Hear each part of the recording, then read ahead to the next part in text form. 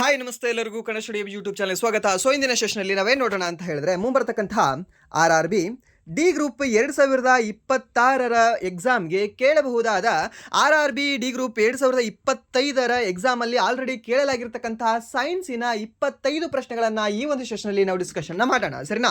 So means ಹೇಳೋದಾದ್ರೆ 4ನೇ ಶಿಫ್ಟಿನ ಡಿಸ್ಕಷನ್ನ ಈ ಒಂದು ಸೆಷನಲ್ಲಿ ನಾವು ನೋಡ್ಕೊಳ್ಳೋಣ. ಸೊ ಇದಕ್ಕಿಂತ ಮುಂಚೆ 3 ಕ್ಲಾಸ್ಗಳನ್ನು ಮಾಡಿದ್ವಿ. ಸೊ ಆ ಮುಂದೆ ತಲಾ 3 ಕ್ಲಾಸಲ್ಲಿ 25 ಪ್ರಶ್ನೆಗಳಂತೆ 75 ಪ್ರಶ್ನೆಗಳ ಡಿಸ್ಕಷನ್ ನಾವು ನೋಡ್ಕೊಂಡಿದ್ವಿ, ಸರಿನಾ? ಸೊ ಈ ಒಂದು ಕ್ಲಾಸಿನ ಎಂಡಿಗೆ ಟೋಟಲಿ ನಾವು 100 ಪ್ರಶ್ನೆಗಳ ಡಿಸ್ಕಷನ್ ಮಾಡಿದಾಗ ಆಗುತ್ತೆ. ಸೊ ನಿಮಗೆ 100 ಪ್ರಶ್ನೆಗಳನ್ನ ನೋಡಿದ ನಂತರ ಕ್ಲಾಸ್ 1 ನೋಡಿದವ್ರಿಗೆ ಗೊತ್ತಿರುತ್ತೆ, ಓಕೆ, ಎಷ್ಟು ಪ್ರಶ್ನೆಗಳು ರಿಪೀಟ್ ಆಗ್ತಾ ಇದಾವೆ ಇಲ್ಲೇ 4 ಶಿಫ್ಟ್ಗಳಲ್ಲಿ. ಅಂದ್ರೆ ಯಾವ ಟಾಪಿಕ್ ಮೇಲೆ ಪದೇ ಪದೇ ಕೇಳ್ತಾ ಇದ್ದಾನೆ, ಯಾವ ಟಾಪಿಕ್ ಮೇಲೆ ಕೇಳೇ ಇಲ್ಲ, ಅಂಡ್ ದೆನ್ ನನಗೆ ಯಾವ ಟಾಪಿಕ್ ಮೇಲೆ ಗ್ರಿಪ್ ಇದೆ, ಯಾವ ಟಾಪಿಕ್ ಮೇಲೆ ನಾನು ಇನ್ನೂ ಸ್ವಲ್ಪ ಗ್ರಿಪ್ ತಗೊಳ್ಬೇಕು, ಇದೆಲ್ಲ ಸಹ ನಿಮಗೆ ಸ್ವಲ್ಪ ಗೊತ್ತಾಗ್ತಾ ಇರುತ್ತೆ. ಅಂಡ್ ದೆನ್ ಇನ್ನೂ ಸಹ ಜಾಸ್ತಿ ಶಿಫ್ಟ್ಗಳನ್ನ ನೋಡಿದಾಗ ಓಕೆ ಕ್ಲಾರಿಟಿ ಸಿಗುತ್ತೆ. ಓಕೆ, ಸೊ ಮೀನ್ಸ್ ನನ್ನ ಲೆವೆಲ್ ಎಷ್ಟಿದೆ, ಅಂಡ್ ದೆನ್ ನೆಕ್ಸ್ಟ್ ಈ ಒಂದು ಎಕ್ಸಾಮ್ನ ಲೆವೆಲ್ ಎಷ್ಟಿದೆ, ಅಂಡ್ ದೆನ್ ಎಕ್ಸಾಮಿನ ಒಂದು ಪ್ರಶ್ನೆಗಳನ್ನು ಹೇಗೆ ಫ್ರೇಮ್ ಮಾಡ್ತಾ ಇದ್ದಾನೆ ಅಂತ.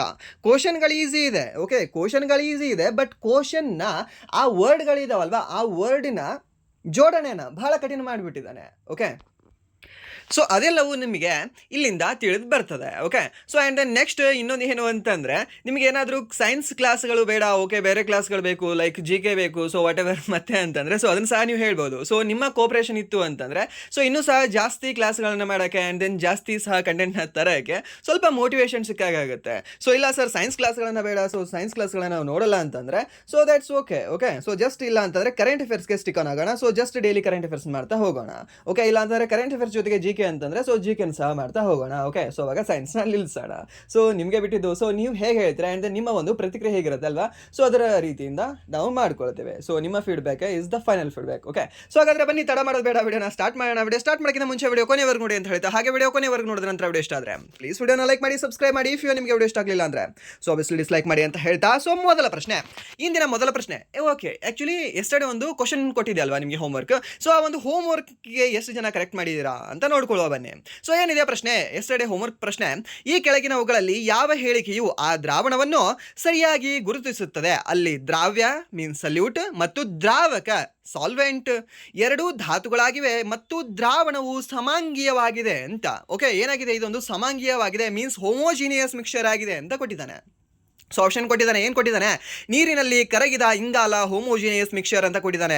ಆಪ್ಷನ್ ಡಿ ಕೊಟ್ಟಿದ್ದಾನೆ, ಗಾಳಿಯಲ್ಲಿ ಸಾರಜನಕದೊಂದಿಗೆ ಬೆರೆತ ಆಮ್ಲಜನಕ ಅಂತ ಕೊಟ್ಟಿದ್ದಾನೆ. ಆ್ಯಂಡ್ ದೆನ್ ಆಪ್ಷನ್ ಸಿ ಏನು ಕೊಟ್ಟಿದ್ದಾನೆ, ಗಂಧಕದೊಂದಿಗೆ ಬೆರೆತ ಕಬ್ಬಿಣದ ಎರಕದ ಹೊಟ್ಟು ಅಂತ ಕೊಟ್ಟಿದ್ದಾನೆ. ಆಪ್ಷನ್ ಡಿ ಏನಿದೆ, ನೀರಿನಲ್ಲಿ ಕರಗಿದ ಸಕ್ಕರೆ ಅಂತ ಕೊಟ್ಟಿದ್ದಾನೆ. ಸೊ ಯಾವುದಾಗುತ್ತೆ ಹೇಳ್ಬೋದಾ? ಓಕೆ, ಇದಕ್ಕೆ ಆನ್ಸರ್ ಮಾಡಿ ನೋಡುವ. 10 ಸೆಕೆಂಡ್ ಟೈಮ್ ತಗೊಳ್ತೀರಾ? ಓಕೆ ತಗೊಳ್ಳಿ. 1 2 3 4 5 6 7 8 9 10. ಆನ್ಸರ್ ಯಾವುದಾಗಿದೆ ನಿಮ್ಮದು? ಎಷ್ಟು ಜನದಾಗಿದೆ? ಎಷ್ಟು ಜನದು ಆಪ್ಷನ್ ಡಿ ಕರೆಕ್ಟ್ ಆಗಿದೆ? ಓಕೆ, ಎಷ್ಟು ಜನದಾಗಿದೆ? ನಿಮ್ದಾಗಿದೆಯಾ? ಸುಳ್ಳು ಹೇಳ್ಬೇಡಿ ಮತ್ತೆ. ಓಕೆ, ನಿಮ್ಮ ಮನಸ್ಸಲ್ಲಿ ನಿಮಗೆ ಗೊತ್ತಿರುತ್ತೆ ಇದು ಸರಿಯಾಗಿದೆಯಾ, ಇದು ಸರಿಯಾಗಿದೆಯಾ, ರಾಂಗ್ ಇದೆ. ಓಕೆ ಸರ್, ಹೇಗೆ ಸರ್ ರಾಂಗ್ ಇದೆಯಾ? ಇದು ನೀರಿನಲ್ಲಿ ಏನಾದರೂ ಸಕ್ಕರೆಯನ್ನು ನಾವು ಕರಗಿಸಿದ್ರೆ ಅದು ಹೋಮೋಜಿನಿಯಸ್ ಮಿಕ್ಸ್ಚರ್ ಆಗುತ್ತೆ. 1 ನ್ಯಾನೋಮೀಟರ್ಗಿಂತ ಅದು ಕಡಿಮೆ ಇರುತ್ತೆ ಅದರದ್ದು ಒಂದು ಸೈಜ್. ಸೊ ಅದು ಹೇಗೆ ನೀವು ಇದ್ರೇನೋ ಇದು ರಾಂಗ್ ಅಂತ ಹೇಳ್ತೀರಾ? ಕ್ವಶನ್ ಸ್ವಲ್ಪ ಇನ್ನೊಮ್ಮೆ ಓದಿ ಬರೋಣವಾ? ಕ್ವಶನಲ್ಲಿ ನಿಮಗೆ ಜಸ್ಟ್ ಇಂಟ್ರೊಡಕ್ಷನಲ್ಲಿ ಹೇಳಿದೆ ನಿಮಗೆ ಪದಗಳ ಜೋಡಣೆಯನ್ನು ಸ್ವಲ್ಪ ಕಷ್ಟ ಮಾಡಿದ್ದಾನೆ ಅಂತ. ಕ್ವಶನ್ ಈಸಿ ಇದೆ, ಪದಗಳ ಜೋಡಣೆ ಸ್ವಲ್ಪ ಕಷ್ಟ ಮಾಡಿದ್ದಾನೆ. ಹಾಗಾದರೆ ಇನ್ನೊಮ್ಮೆ ಓದುವ ಕ್ವಶನ್ನ ಏನು, ಈ ಕೆಳಗಿನವುಗಳಲ್ಲಿ ಯಾವ ಹೇಳಿಕೆಯು ಆ ದ್ರಾವಣವನ್ನು ಸೊಲ್ಯೂಷನನ್ನು ಸರಿಯಾಗಿ ಗುರುತಿಸುತ್ತದೆ? ಅಲ್ಲಿ ದ್ರಾವ್ಯ ಮತ್ತು ದ್ರಾವಕ ಸಲ್ಯೂಟ್ ಮತ್ತು ಸಾಲ್ವೆಂಟ್ ಎರಡೂ ಧಾತುಗಳಾಗಿವೆ ಮತ್ತು ದ್ರಾವಣವು ಸಮಾಂಗೀಯವಾಗಿದೆ ಅಂತ. ಸೊ ಎಲ್ಲರೂ ಏನು ನೋಡಿದ್ದೀರಾ, ಈ ಒಂದು ದ್ರಾವಣವು ಸಮಾಂಗೀಯವಾಗಿದೆ. ಸೊ ಹೋಮೋಜಿನಿಯಸ್ ಮಿಕ್ಸ್ಚರ್ ಅಂತಂದರೆ ನೀರಿನಲ್ಲಿ ಕರಗಿರ್ತಕ್ಕಂಥ ಸಕ್ಕರೆ ಆಗಿರಲಿ ಅಥವಾ ನೀರಿನಲ್ಲಿ ಕರಗಿರ್ತಕ್ಕಂಥ ಉಪ್ಪಾಗಲಿ ಎರಡೂ ಸಹ ಸಮಾಂಗೀಯವಾಗಿರ್ತದೆ ಮೀನ್ಸ್ ಹೋಮೋಜಿನಿಯಸ್ ಆಗಿರ್ತದೆ ಅಂತ ಟಿಕ್ ಹಾಕಿರ್ತೀರಾ. ಬಟ್ ರಾಂಗ್ ಅಲ್ಲ. ನಾನು ಏನು ಹೇಳಿದ್ದೀನಿ ಮತ್ತೆ ನಿಮ್ಗೆ ಹೇಳ್ತಾ ಇದ್ದೀನಿ. ಕ್ವಶನ್ ಮತ್ತೊಮ್ಮೆ ಓದಿದ್ರಾ? ಏನು, ಧಾತುಗಳಾಗಿವೆ, ಎರಡೂ ಸಹ ಧಾತುಗಳಾಗಿವೆ. ಏನು, ಸಲ್ಯೂಟ್ ಮತ್ತು ಸಾಲ್ವೆಂಟ್ ಎರಡೂ ಸಹ ಧಾತುಗಳಾಗಿವೆ ಅಂತ ಕೊಟ್ಟಿದ್ದಾನೆ. ಸಲ್ಯೂಟ್ ಅನ್ನೋದು ಧಾತು ಆಗಿದೆ, ಸಾಲ್ವೆಂಟ್ ಅನ್ನೋದು ಧಾತು ಆಗಿದೆ. ಓಕೆ, ಸೊ ಇಲ್ಲಿ ಕರಗ್ತಕ್ಕಂಥದ್ದು ಸಹ ಧಾತು ಆಗಿದೆ. ಆ್ಯಂಡ್ ದೆನ್ ಕರಗಿರೋದು ಯಾವುದ್ರಲ್ಲಿ ಕರಗಿಸ್ಕೊಳ್ತದಲ್ವ ಅದು ಸಹ ಧಾತು ಆಗಿದೆ ಅಂತ ಕೊಟ್ಟಿದ್ದಾನೆ. ಸೊ ಮೀನ್ಸ್ ಎರಡೂ ಸಹ ಧಾತುಗಳಿರೋದು. ಈ ನೀರು, ಓಕೆ, ನೀರು ಅನ್ನೋದು H2O ಈಸ್ ಕಂಪೌಂಡ್ ಅಲ್ವಾ, ಅದು ಹೇಗೆ ಧಾತು ಆಗುತ್ತೆ, ಅದು ಹೇಗೆ ಎಲಿಮೆಂಟ್ ಆಗುತ್ತೆ ನಿಮಗೆ? ಓಕೆ, ಸೊ ಇದ್ರ ಏನಂತ ಹೇಳ್ತೀವಿ ನಾವು, ಕಂಪೌಂಡ್ ಅಂತ ಹೇಳ್ತೀವಲ್ವಾ, ಎಲಿಮೆಂಟ್ ಮತ್ತು ಕಂಪೌಂಡ್ ಅಂತ ಹೇಳ್ತೀವಿ. ಸೊ ಎಲಿಮೆಂಟ್ ಅಂದರೆ ಸೊ ಜಸ್ಟ್ ನಿಮಗೆ ಈ ಒಂದು ನೈಟ್ರೋಜನ್ ಅಂತ ಇರಲಿ, ಸೊ ಇಲ್ಲ ಅಂದರೆ ಜಸ್ಟ್ ನಿಮಗೆ ಈ ಒಂದು ಕಾರ್ಬನ್ ಅಂತ ಇರಲಿ, ಜಸ್ಟ್ ಇಲ್ಲ ಅಂತಂದರೆ ನಿಮಗೆ ಈ ಒಂದು ಆಕ್ಸಿಜನ್ ಅಂತ ಇರಲಿ, ಹೈಡ್ರೋಜನ್ ಅಂತ ಇರಲಿ, ಸೊ ಇದು ನಿಮಗೆ ಎಲಿಮೆಂಟ್ ಬರುತ್ತೆ. ಸೊ ಆ್ಯಂಡ್ ದೆನ್ ಅದನ್ನೆಲ್ಲ ಕೂಡಿಸ್ಕೊಂಡ ನಂತರ ನಾವೇನು ಮಾಡ್ಕೊಳ್ತೀವಿ, ಒಂದು ಕಂಪೌಂಡನ್ನು ತೊಗೊಳ್ತೀವಿ. ಓಕೆ, ಸೊ ಮೀನ್ಸ್ ನೀರಿನಲ್ಲಿ ಕರಗಿರತಕ್ಕಂಥ ಸಕ್ಕರೆ, ಈ ಒಂದು ನೀರು ಅನ್ನೋದು ಏನಾಗಿದೆ, ಇದೊಂದು ಕಂಪೌಂಡ್ ಆಗಿದೆ. ಓಕೆ, ಏನಾಗಿದೆ, ಕಂಪೌಂಡ್ ಆಗಿದೆ. ಆ್ಯಂಡ್ ದೆನ್ ಸಕ್ಕರೆ ಅನ್ನೋದು ಏನಾಗಿದೆ, ನಿಮಗೆ ಎಲಿಮೆಂಟ್ ಆಗಿದೆಯಾ, ಅದು ಹೇಗೆ ಎಲಿಮೆಂಟ್ ಆಗುತ್ತೆ? ಸೊ ಸಕ್ಕರೆ ಅನ್ನೋದು ಸಹ ನಿಮಗೆ ಏನಂತ ಹೇಳ್ತೀವಿ, ಕಂಪೌಂಡ್ ಆಗಿದೆ ಅಂತ ಹೇಳ್ತೀವಿ, ಸರಿನಾ? ಸೊ ಸಕ್ಕರೆಯ ಫಾರ್ಮುಲಾ ಏನಂತ ಹೇಳ್ಬೋದಾ, ಹೇಳಿ ನೋಡುವ, ಹೇಳಿ ಏನಾಗಿದೆ? ಸೊ ಏನಾಗಿದೆ ಅಂತಂದರೆ, ಈ ಒಂದು ಸಕ್ಕರೆಯ ಫಾರ್ಮುಲಾ, ಸಕ್ಕರೆಯನ್ನು ನಾವೇನಂತ ಹೇಳ್ತೀವಿ ಸರ್, ಸುಕ್ರೋಸ್ ಅಂತ ಹೇಳ್ತೀವಿ ಅಲ್ವಾ? ಸೊ ಈ ಒಂದು ಸುಕ್ರೋಸ್ನ ಫಾರ್ಮುಲಾ ಏನಾಗಿದೆ, C12H22O6 ಆಗುತ್ತೆ. ಓಕೆ, ಸೊ ಸಾರಿ O11 ಆಗುತ್ತೆ. ಸೊ ಇದರ ಒಂದು ಫಾರ್ಮುಲಾ ಏನಾಗಿದೆ, ಸೊ ಮೀನ್ಸ್ ಇದೇನಾಗಿದೆ, ಇದೊಂದು ಎಲಿಮೆಂಟ್ ಆಗಿದೆಯಾ, ಇದೊಂದು ಕಂಪೌಂಡ್ ಆಗಿದೆ, ಸರಿನಾ? ಸೊ ಆ ಕಾರಣಕ್ಕಾಗಿ ಯಾವುದಾಗುತ್ತೆ, ಆಪ್ಷನ್ ಡಿ ಆಗುವುದಿಲ್ಲ. ಸೊ ಹಾಗಾದರೆ ಯಾವುದಾಗಬಹುದು, ನೀರಿನಲ್ಲಿ ಕರಗಿರ್ತಕ್ಕಂಥ ಇಂಗಾಲ. ಸೊ ಮೀನ್ಸ್ ಅಗೇನ್ ನೀರು ಅಂತಂದರೆ ಇದು ಏನಾಗುತ್ತೆ, ಇದೊಂದು ಕಂಪೌಂಡ್ ಆಗುತ್ತೆ. ಓಕೆ, ಸೊ ಅದೊಂದು ಧಾತು ಅಲ್ಲ, ಅದೊಂದು ಎಲಿಮೆಂಟ್ ಅಲ್ಲ, ಅದೊಂದು ಕಂಪೌಂಡ್ ಆಗುತ್ತೆ. ಸೊ ರಾಂಗ್ ತೆಗೆದು ಹಾಕ್ಬಿಡಿ. ಬಟ್ ಈ ಒಂದು ನೀರಿನಲ್ಲಿ ಇಂಗಾಲ ಕರಗೋದೇ ಇಲ್ಲ, ಫಸ್ಟ್ ಆಫ್ ಆಲ್. ಓಕೆ, ಆ ರೀತಿಯಿಂದ ಸಹ ನೀವು ಇದನ್ನು ರಾಂಗ್ ಅಂತ ಹೇಳ್ಬೋದು. ಅಂದರೆ ನೆಕ್ಸ್ಟ್, ಈ ಒಂದು ಗಂಧಕದೊಂದಿಗೆ ಬೆರೆತ ಕಬ್ಬಿಣದ ಎರಕದ ಹೊಟ್ಟು ಅಂತ ಕೇಳಿದಾನೆ. ಮೀನ್ಸ್ ಈ ಒಂದು ಸಲ್ಫರ್ನೊಂದಿಗೆ ಬೆರೆದಿರ್ತಕ್ಕಂಥ ಕಬ್ಬಿಣ ಅಂತ ಕೊಟ್ಟಿದ್ದಾನೆ. ಈ ಒಂದು ಕಬ್ಬಿಣ ಮತ್ತು ಸಲ್ಫರ್ ಎರಡೂ ಸಹ ನಿಮಗೆ ಆ ಚೂರುಗಳು ಒಂದು ಕಡೆ ಹಾಕಿದಾಗ ನೀವು ಅದನ್ನು ಗುರುತಿಸಬಹುದಾ ಅಥವಾ ಇಲ್ವೋ? ಗುರುತಿಸಬಹುದಲ್ವಾ, ಅದನ್ನು ಬೇರ್ಪಡೆ ಮಾಡ್ಬೋದಲ್ವಾ ನೀವು? ಅದು ಹೇಗೆ ಹೋಮೋಜಿನಿಯಸ್ ಆಗುತ್ತೆ? ಸೊ ಅದು ಸಹ ಅಲ್ಲ. ಸೊ ಯಾವುದಾಗುತ್ತೆ ಅಂದರೆ, ಈ ಒಂದು ಗಾಳಿಯಲ್ಲಿ ಸಾರಜನಕದೊಂದಿಗೆ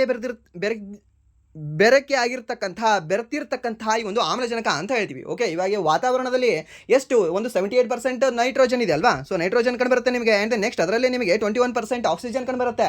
ಸೊ ಬೇರ್ಪಡೆ ಮಾಡಿ ನೋಡಿ ಅಲ್ವಾ ಒಂದ್ಸರಿ, ನೀವು ಬೇರ್ಪಡೆ ಆಗುತ್ತಾ? ಅದು ಆಗಲ್ಲ. ಸೊ ಅದು ಬೇರ್ಪಡೆ ಆಗಲ್ಲ ಅಂತಂದರೆ ಅದನ್ನು ನಾವೇನಂತ ಹೇಳ್ತೀವಿ, ಹೋಮೋಜಿನಿಯಸ್ ಮಿಕ್ಸ್ಚರ್ ಅಂತ ಹೇಳ್ತೀವಿ. ಸೊ ನಿಮಗೆ ಜಸ್ಟ್ ಏನಾದರೂ ಕ್ವಶನ್, ನಿಮಗೆ ಈ ಕೆಳಗಿನ ಯಾವುದು ಹೋಮೋಜಿನಿಯಸ್ ಮಿಕ್ಸ್ಚರ್ ಆಗಿದೆ ಅಂತ ಕೇಳಿದ್ರೆ ಆಪ್ಷನ್ ಬಿ ಸಹ ರೈಟ್, ಆಪ್ಷನ್ ಡಿ ಸಹ ರೈಟ್. ಬಟ್ ನಿಮಗೆ ಕ್ವಶನಲ್ಲಿ ಮೆನ್ಷನ್ ಮಾಡಿದ್ದಾನೆ ಎರಡೂ ಸಹ ಧಾತುಗಳಾಗಿವೆ ಅಂತ ಆತ ಕೊಟ್ಟಿದ್ದಾನೆ. ಸೊ ಮೀನ್ಸ್ ಎರಡೂ ಧಾತುಗಳು ಬೇಕು ನನಗೆ. ನೈಟ್ರೋಜನ್ ಅನ್ನೋದು ಸಹ ನನಗೆ ಧಾತು ಆಗಿದೆ, ಅಂತ ನೀವು ಒಂದು ಆಕ್ಸಿಜನ್ ಅನ್ನೋದು ಸಹ ನನಗೆ ಧಾತು ಆಗಿದೆ. ಮೀನ್ಸ್ ಎರಡೂ ಸಹ ಎಲಿಮೆಂಟ್ ಆಗಿದೆ. ಸೊ ಎರಡೂ ಸಹ ಮರ್ಜ್ ಆಗ್ತಾ ಇದ್ದಾವೆ. ಸೊ ಅದು ಮರ್ಜ್ ಆಗಿ ಏನಾಗಿದ್ದಾವೆ, ಈ ಒಂದು ಹೋಮೋಜಿನಿಯಸ್ ಮಿಕ್ಸ್ಚರ್ ಆಗಿ ಕ್ರಿಯೇಟ್ ಆಗಿದ್ದಾವೆ. ಸೊ ಅದಕ್ಕೆ ನಾವೇನಂತ ಹೇಳ್ತೀವಿ, ಆಪ್ಷನ್ ಬಿ ಕರೆಕ್ಟ್ ಅಂತ ಹೇಳ್ತೇವೆ. ಓಕೆ, ಕ್ಲಾರಿಟಿ ಸಿಗ್ತಾ ಈ ಒಂದು ಕ್ವಶನ್ಗೆ? ಸೊ ಈ ರೀತಿ ನಿಮಗೆ ಟಫ್ ಆಗಿ ಕೇಳ್ತಾ ಇದ್ದಾನೆ. ಆ ವರ್ಡ್ನ ಜೋಡಣೆಯನ್ನು, ಪದಗಳ ಜೋಡಣೆ, ಪದಪುಂಜಗಳ ಜೋಡಣೆಯನ್ನು ಬಹಳ ಕಠಿಣ ಮಾಡ್ತಾ ಇದ್ದಾನೆ. ಸೊ ಈ ಇಂಗ್ಲೀಷಲ್ಲೇ ಆ್ಯಕ್ಚುಲಿ ಟಫ್ ಇದೆ. ಸೊ ಕನ್ನಡದಲ್ಲಿ ಇನ್ನೂ ಸಹ ಟಫ್ ಅನ್ನಿಸುತ್ತೆ ಅದು ಓದುವಾಗ. ಓಕೆ, ಯಾಕೆಂದರೆ ಸ್ವಲ್ಪ ಸೊ ನಮ್ಮದೆಲ್ಲ ಸಹ ಸೇಮ್ ವರ್ಡ್ ಕಾಣುತ್ತವೆ. ಸೊ ಅದಕ್ಕೆ ಇನ್ನೂ ಸ್ವಲ್ಪ ಟಫ್ ಆಗಿ ಅನಿಸುತ್ತೆ. ಸೊ ಅದಕ್ಕೆ ಕ್ವಶನ್ ಓದುವಾಗ ಚೆನ್ನಾಗಿ ಓದ್ಕೊಳ್ಳಿ, ಸ್ಪೆಷಲಿ RRB ಡಿ ಗ್ರೂಪ್ ಎಕ್ಸಾಮ್ದು. ಓಕೆ, ಆ್ಯಂಡ್ ನೆಕ್ಸ್ಟ್ ಪ್ರಶ್ನೆ, ಈ ಕೆಳಗಿನವುಗಳಲ್ಲಿ ಯಾವ ಆಯ್ಕೆಯು ರಾಸಾಯನಿಕ ಗುಣವನ್ನು ಸೂಚಿಸುತ್ತದೆ ಅಂತ ಕೇಳಿದ್ದಾನೆ. ರಾಸಾಯನಿಕ ಗುಣ ಅಂತಂದರೆ ಏನು, ಒಂದು ಇರೋದು ಅದು ಏನಾದರೂ ಬದಲಾವಣೆ ಆಯಿತು ಅಂದರೆ ರಿಟರ್ನ್ ಮೊದಲಿನ ಸ್ಥಿತಿಗೆ ಬರಬಾರ್ದು. ಓಕೆ, ಸೊ ಲೈಕ್ ಹೇಗೆ ಹಾಲಿಗೆ ಹೆಪ್ಪ ಹಾಕಿ ನೀವು. ಓಕೆ, ಸೊ ಹೆಪ್ಪ ಹಾಕೋದಂತ ಏನಂತ ಹೇಳ್ತೀವಿ, ಮೀನ್ಸ್ ಮೊಸರು ಮಾಡೋದಂತ ಹೇಳ್ತೀವಲ್ವಾ? ಸೊ ಅದಕ್ಕೆ ನೀವೇನಾದರೂ ಈ ಒಂದು ಬ್ಯಾಕ್ಟೀರಿಯಾ ಸೇರಿಸಿದ್ರೆ ಅದೇನಾಗುತ್ತೆ, ಈ ಮೊಸರಾಗುತ್ತೆ. ಸೊ ಹಾಗಾದರೆ ಮೊಸರಿನಿಂದ ನಾವು ರಿಟರ್ನ್ ಹಾಲನ್ನು ಪಡಿಬಹುದಾ? ಸರ್, ಪಡೆಯೋಕ್ಕೆ ಸಾಧ್ಯನೇ ಇಲ್ಲ. ಆ್ಯಂಡ್ ದೆನ್ ಮೊಸರನ್ನು ನಾನು ನೆಕ್ಸ್ಟ್ ಏನು ಮಾಡ್ತೀನಿ, ಇದನ್ನು ಮೊಸರನ್ನು ನಾನು ಬೆಣ್ಣೆ ಮಾಡ್ತೀನಿ. ಸೊ ಹಾಗಾದರೆ ಬೆಣ್ಣೆಯಿಂದ ರಿಟರ್ನ್ ನಾನು ಮೊಸರನ್ನು ಪಡೆಯೋಕ್ಕಾಗುತ್ತಾ? ಆಗಲ್ಲ. ಆ್ಯಂಡ್ ನೆಕ್ಸ್ಟ್ ಈ ಒಂದು ಬೆಣ್ಣೆಯಿಂದ ನಾನು ಈ ತುಪ್ಪವನ್ನು ಮಾಡ್ತೀನಿ. ಹೋಗಾದರೆ ಈ ಒಂದು ತುಪ್ಪದಿಂದ ಬೆಣ್ಣೆಯನ್ನು ರಿಟರ್ನ್ ಪಡೆಯೋಕ್ಕಾಗುತ್ತಾ? ಆಗಲ್ಲ. ಸೊ ಈ ಒಂದು ಪ್ರಕ್ರಿಯೆಯನ್ನು ನಾವೇನಂತ ಹೇಳ್ತೀವಿ, ರಿಟರ್ನ್. ಏನಾದರೂ ಆ ಬಂದ ಸ್ಥಿತಿಗೆ ರಿಟರ್ನ್ ಹೋಗೋಕ್ಕಾಗಲಿಲ್ಲ ಅಂತಂದರೆ ಅದನ್ನು ನಾವು ಕೆಮಿಕಲ್ ಚೇಂಜ್ ಅಂತ ಹೇಳ್ತೀವಿ. ಏನಾದರೂ ಆ ಒಂದು ಮೊದಲ ಇರತಕ್ಕಂಥ ಸ್ಥಿತಿಗೆ ನಾವು ಏನಾದರೂ ರಿಟರ್ನ್ ಬರ್ತಿದ್ವಿ ಅಂತಂದರೆ ಅದನ್ನು ನಾವು ಫಿಸಿಕಲ್ ಚೇಂಜ್ ಅಂತ ಹೇಳ್ತೀವಿ. ಏನಂತ ಹೇಳ್ತೀವಿ, ಒಂದು ಫಿಸಿಕಲ್ ಚೇಂಜ್ ಅಂತ ಹೇಳ್ತೀವಿ, ಫಿಸಿಕಲ್ ಪ್ರಾಪರ್ಟಿ ಅಂತ ಹೇಳ್ತೀವಿ. ಹಾಗಾದರೆ ಹೇಳ್ಬೋದಾ ಫಿಸಿಕಲ್ ಚೇಂಜ್ಗೆ ಯಾವುದಾಗುತ್ತೆ ಎಕ್ಸಾಂಪಲ್ ಅಂತ? ಯಾವುದು? ಈ ಒಂದು ಐಸ್ ಇದೆ ಅಲ್ವಾ? ಓಕೆ, ಈ ಒಂದು ಐಸ್ ಇರೋದು ವಾಟರ್ ಆಗುತ್ತೆ. ಓಕೆ, ಸ್ವಲ್ಪ ನೀವೇನಾದರೂ ಅದಕ್ಕೆ ಹೀಟ್ ಮಾಡಿದ್ರೆ ವಾಟರ್ ಆಗುತ್ತೆ. ಅಂದರೆ ಮತ್ತೆ ನೀವೇನಾದರೂ ಅದಕ್ಕೆ ಸ್ವಲ್ಪ ಫ್ರೀಸ್ ಮಾಡಿದ್ರೆ ಅದೇನಾಗುತ್ತೆ, ಮತ್ತೆ ಐಸ್ ಆಗುತ್ತೆ. ಸೊ ಇದು ರಿಟರ್ನ್ ತರಬಹುದು. ಸೊ ಈ ಒಂದು ರಿಟರ್ನ್ ತರತಕ್ಕಂತಹ ಪರಿಸ್ಥಿತಿಯನ್ನು ನಾವೇನಂತ ಹೇಳ್ತೀವಿ ಅಂದರೆ ಅದೊಂದು ಈ ಒಂದು ಫಿಸಿಕಲ್ ಚೇಂಜ್ ಅಂತ ಹೇಳ್ತೇವೆ. ಓಕೆ, ಸೊ ಫಿಸಿಕಲ್ ಚೇಂಜ್ ಅಂದರೆ ರಿಟರ್ನ್ ಬರಬಹುದು ನಾವು ಆ ಸ್ಥಿತಿಗೆ. ಬಟ್ ಕೆಮಿಕಲ್ ಚೇಂಜ್ ಅಂದರೆ ಬರೋಕ್ಕಾಗಲ್ಲ. ಅಂದರೆ ನೀವೊಂದು ಕಬ್ಬಿಣ ತುಕ್ಕು ಹಿಡಿತದೆ. ಓಕೆ, ಸೊ ಕಬ್ಬಿಣ ಇರುತ್ತೆ ನಾರ್ಮಲ್ ಆಗಿ, ಅದು ತುಕ್ಕು ಹಿಡಿತದೆ. ಸೊ ಹಾಗಾದರೆ ತುಕ್ಕು ಹಿಡಿದಿರ್ತಕ್ಕಂಥ ಕಬ್ಬಿಣ ರಿಟರ್ನ್ ಈ ಒಂದು ಒರಿಜಿನಲ್ ಕಬ್ಬಿಣ ಆಗ್ಬಹುದಾ?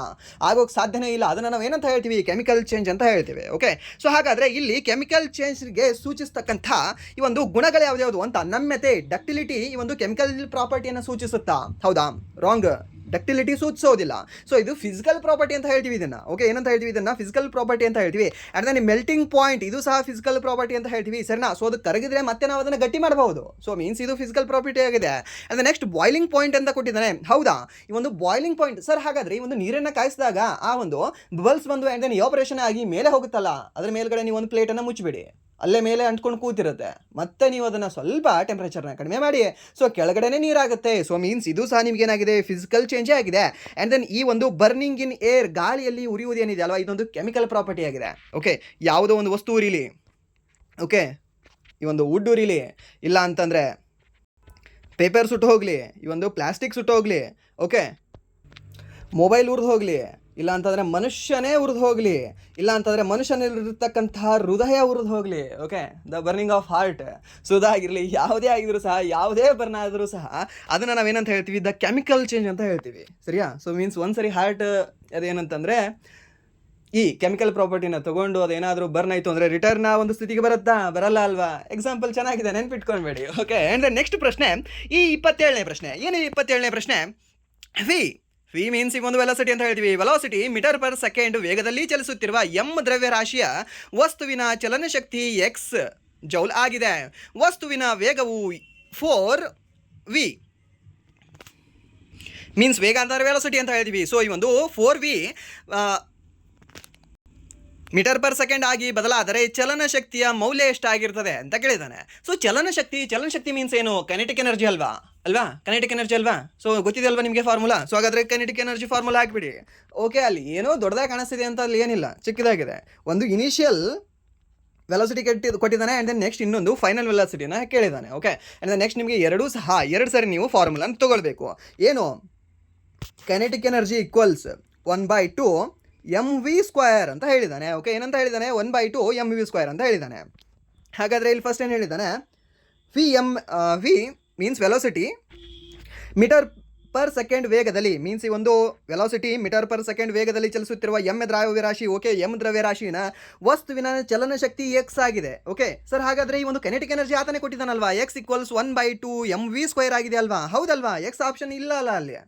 4xj ಇದೆ, ಆ್ಯಂಡ್ ದೆನ್ ನೆಕ್ಸ್ಟ್ ಒಂದು 2xj ಇದೆ, ಆ್ಯಂಡ್ ದೆನ್ 8xj ಇದೆ. ಆಪ್ಷನ್ ಡಿ ಅದು ಸಹ ಚೇಂಜ್ ಇದೆ, 16xj ಇದೆ. ಓಕೆ, ಸೊ ಹಾಗಾದರೆ ಇಲ್ಲಿ ಕೊಟ್ಟಿಲ್ಲ ಅಲ್ವಾ? ಮೀನ್ಸ್ ಇಲ್ಲಿ ಜಸ್ಟ್ x ಇದೆಯಲ್ಲ, ಅದು ಹೇಗೆ? ಓಕೆ, ಫಸ್ಟ್ ಇದೊಂದು, ಆ್ಯಂಡ್ ದೆನ್ ಇನ್ನೊಂದು ಸ್ಟೇಟ್ಮೆಂಟ್ ಕೊಟ್ಟಿದ್ದಾನೆ. ಅಲ್ಲೇನು ಕೊಟ್ಟಿದ್ದಾನೆ? ಆ ವಸ್ತುವಿನ ವೇಗವು, ಓಕೆ, ಯಾವ ವಸ್ತುವಿನ ವೇಗವು? ಈ ಒಂದು ವಸ್ತುವಿನ ವೇಗವು ಇಲ್ಲೇನಾದರೂ ಈ ಒಂದು ವೆಲಾಸಿಟಿ 4v ಚೇಂಜ್ ಆದರೆ, ಮೀಟರ್ ಪರ್ ಸೆಕೆಂಡ್ ಬದಲಾದರೆ ಚಲನಶಕ್ತಿಯ ಮೌಲ್ಯ ಎಷ್ಟಾಗಿರುತ್ತೆ ಅಂತ ಕೇಳಿದ್ದಾನೆ. ಓಕೆ, ನಿಮಗೆ ಈಗ ಎಲ್ಲರಿಗೂ ಸಹ ಒಂದು ನೆನಪಿಟ್ಕೊಂತ ಹೇಳ್ತೀನಿ, ಯಾಕಂದರೆ ಇದು ಸೇವ್ ಆಗಲ್ಲ ಈ ಸ್ಕ್ರೀನ್. ಸೊ ಅದಕ್ಕೆ ಏನು ಅಂತಂದರೆ x = 1/2 mv² ಅಂತ ಇದೆಯಾ? ಇಲ್ಲೊಂದು ಬಂತ ನಮಗೆ ಫಾರ್ಮುಲಾ. ಓಕೆ, ಒಂದು ಬಂತಾ? ಸೊ ಇದನ್ನು ನೆನಪಿಟ್ಕೊಳ್ಳಿ. ಏನು? x = 1/2 mv². ನೆನಪಿದೆಯಾ? ಓಕೆ, ನೆನಪಿರುತ್ತೆ ನಿಮಗೆ. ಹಾಗಾದರೆ ಇನ್ನೊಂದು ತೊಗೊಳ್ಳೋಣ. ಏನು? ಈ ಕೈನೆಟಿಕ್ ಎನರ್ಜಿ ಈಕ್ವಲ್ಸ್, ಓಕೆ, ಏನು? Kinetic energy equals 1/2 mv². Okay, so ಅಲ್ಲಿ ಏನಾಗಿತ್ತು? x = 1/2 mv² ಆಗಿತ್ತಲ್ವಾ? ಓಕೆ, ಇಲ್ಲಿ ಬರೋಣ. ಸೊ ಇಲ್ಲಿ ಏನು ಅಂತ ಹೇಳಿದ್ದಾನೆ? ಈ ವಸ್ತುವಿನ ವೇಗವು ಏನು ಚೇಂಜ್ ಆಗಿದೆ? ವೇಗ ಮಾತ್ರ ಚೇಂಜ್ ಆಗಿದೆ. Means 1/2 mv². ಓಕೆ, ವಿ ಎಷ್ಟು ಹೇಳಿದ್ದಾನೆ? ಈ ಒಂದು 4 ಅಂತ ಕೊಟ್ಟಿದ್ದಾನೆ. ಸೊ ಹಾಗಾದರೆ ಇದಕ್ಕೆ ಸ್ಕ್ವೇರ್ ಮಾಡ್ಕೊಳ್ಳೋಣ. ಓಕೆ, 4v² ಕೊಟ್ಟಿದ್ದಾನಲ್ವಾ? Okay, 4v.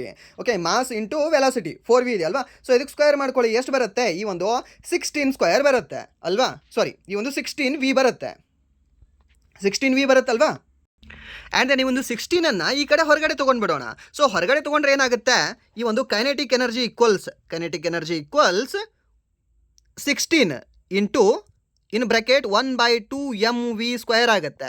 ಸೊ ಹಾಗಾದರೆ ಅಲ್ಲಿ 1/2 mv² ಅಂದರೆ ಏನಿತ್ತು? ಫಸ್ಟ್ ನಿಮಗೆ ಹೇಳಿದ್ದೆ ಅಲ್ಲ. ಸೊ ಅಲ್ಲಿ ಏನಾಗಿತ್ತು? x ಇತ್ತಲ್ವಾ? ಸೊ ಇಲ್ಲಿ x ಹಾಕ್ಬಿಡಿ. ಸೊ ಎಷ್ಟಾಗುತ್ತೆ? 16x ಆಗುತ್ತೆ, ಸರಿನಾ? ಸೊ ಇದಕ್ಕೆ ಸರಿಯಾದ ಉತ್ತರ ಯಾವುದಾಗುತ್ತೆ ಅಂದರೆ ಆಪ್ಷನ್ ಡಿ 16x ಆಗುತ್ತೆ. ಓಕೆ, ಇಲ್ಲಿ ನಿಮ್ಗೆ ಬರೆದಿರೋದು ನಾನು ನಿಮಗೆ ಅರ್ಥ ಆಗಿಲ್ಲ ಅನಿಸುತ್ತೆ. ಸೊ ಇದನ್ನು ನಾನು ಹ್ಯಾಂಡ್ ರಿಟರ್ನಲ್ಲಿ ನಿಮಗೆ ಟೆಲಿಗ್ರಾಮಲ್ಲಿ ಅಪ್ಲೋಡ್ ಮಾಡ್ತೇನೆ. ಓಕೆ, ಸೊ ನಿಮಗೆ ಕಂಪ್ಲೀಟಾಗಿ ಅರ್ಥ ಆಗುತ್ತೆ, ಅಲ್ಲಿ ನೀವು ಒಂದ್ಸರಿ ನೋಡ್ಕೊಳ್ಳಿ. ಬಟ್ ಕೆಲವೊಂದು ಪ್ರಶ್ನೆಗಳು ಓಕೆ ನೋಡೋಕ್ಕೆ ಟಫ್ ಅನಿಸುತ್ತೆ, ಬಟ್ ಏನಿಲ್ಲ, ಸಿಂಪಲ್ ಫಾರ್ಮುಲಾ. ಯಾವುದು? ಈ ಕೈನೆಟಿಕ್ ಎನರ್ಜಿ ಫಾರ್ಮುಲಾ ಹಾಕಿದ್ರೆ ಬಂದುಬಿಡ್ತು. ಏನಾದರೂ ಪೊಟೆನ್ಷಿಯಲ್ ಎನರ್ಜಿ ಕೇಳಿದ್ದ ಅಂತಂದರೆ ಅಲ್ಲೇನಿಲ್ಲ, mgh ಹಾಕಿಬಿಡಬೇಕಾಗಿತ್ತು. ಓಕೆ, ಏನಂತ ಹೇಳ್ತೀವಿ? ಮಾಸ್ ಇಂಟು ಗ್ರಾವಿಟೇಷನಲ್ ಇಂಟು ಈ ಹೈಟ್ ಅಂತ ಹೇಳ್ತೀವಿ. ಸೊ ಆ ಒಂದು ಫಾರ್ಮುಲಾ ಹಾಕಿದ್ರೆ ನಿಮಗೆ ಅಲ್ಲಿ ಸಹ ಬರ್ತಾ ಇತ್ತು. ಸೊ ಇದಕ್ಕೆ ಸರಿಯಾದ ಉತ್ತರ ಯಾವುದಾಗುತ್ತೆ ಅಂದರೆ ಆಪ್ಷನ್ ಡಿ 16x ಜೌಲ್ ಅಂತ ಹೇಳ್ತೇವೆ. ಆ್ಯಂಡ್ ದೆನ್ ನೆಕ್ಸ್ಟ್ ಪ್ರಶ್ನೆ, ಅದಿರುಗಳನ್ನು ಯಾವುದನ್ನು? ಈ ಒಂದು ಓರ್ಗಳನ್ನು ಅವುಗಳ ಅನುಗುಣವಾದ ಆಕ್ಸೈಡ್ಗಳಾಗಿ ಪರಿವರ್ತಿಸುವ ಪ್ರಕ್ರಿಯೆಯನ್ನು ಈ ಒಂದು ರೋಸ್ಟಿಂಗ್ ಎಂದು ಕರೆಯಲಾಗ್ತದೆ. ಏನನ್ನ?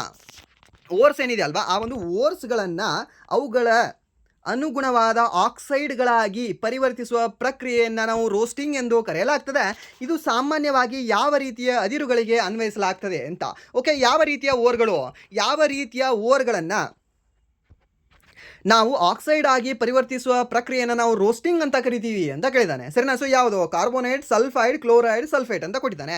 ಸೊ ಇಲ್ಲಿ ರೋಸ್ಟಿಂಗ್ ಅಂದರೆ ನೆನ್ಪಿಟ್ಕೊಳ್ಳಿ ಯಾವುದು ಅಂತಂದರೆ ಸರ್ ದ್ಯಾಟ್ ಈಸ್ ಒಂದು ಸಲ್ಫೈಡ್ ಅಂತ ಹೇಳ್ತೀವಿ. ಒಂದು ಸಲ್ಫೈಡ್ ಓರ್ಗಳನ್ನು ನಾವೇನಾದರೂ ಆಕ್ಸೈಡ್ ಆಗಿ ಪರಿವರ್ತನೆ ಮಾಡಬೇಕು ಅಂತಂದರೆ ಆ ಒಂದು ಪ್ರಕ್ರಿಯೆಯನ್ನು ನಾವು ರೋಸ್ಟಿಂಗ್ ಅಂತ ಹೇಳ್ತೇವೆ, ಸರಿನಾ? ಏನಂತ ಹೇಳ್ತೀವಿ ಇಷ್ಟೇ ನೆನ್ಪಿಟ್ಕೊಳ್ಳಿ. ಇಲ್ಲಾಂದರೆ ನೀವು ಏನಾದರೂ ಹ್ಯಾಂಡ್ ರಿಟರ್ನ್ ನೋಟ್ಸ್ ಮಾಡ್ಕೊಳ್ತಿದ್ದೀರಾ ಅಂದರೆ ಒಂದು ಸ್ಟೇಟ್ಮೆಂಟ್ ಬರ್ಕೊಳ್ಳಿ. ಏನು ಅಂತಂದರೆ ಸಲ್ಫೈಡ್ ಅದಿರುಗಳನ್ನು ಈ ಒಂದು ಸಲ್ಫೈಡ್ ಓರ್ಗಳನ್ನು ಅವುಗಳ ಅನುಗುಣವಾದ ಆಕ್ಸೈಡ್ ಆಗಿ ಪರಿವರ್ತಿಸುವ ಪ್ರಕ್ರಿಯೆಯನ್ನು ನಾವು ಭರ್ಜನೆ ಅಥವಾ ರೋಸ್ಟಿಂಗ್ ಎಂದು ಕರೆಯಲಾಗ್ತದೆ ಅಂತ ಬರ್ಕೊಂಡ್ಬಿಟ್ಬೇಡಿ. ಓಕೆ, ಮುಗಿಯಿತು, ಇಷ್ಟೇ ಸ್ಟೇಟ್ಮೆಂಟ್. ಅಂಡ್ ನೆಕ್ಸ್ಟ್ ಪ್ರಶ್ನೆ, 29ನೇ ಪ್ರಶ್ನೆ, ಭೂಮಿ ಮತ್ತು ಚಂದ್ರನ ನಡುವಿನ ಅಂತರವು ಸ್ಥಿರವಾಗಿದ್ದು, ಓಕೆ, ಅಂತರ ಸ್ಥಿರವಾಗಿದೆ ಅಂತೆ.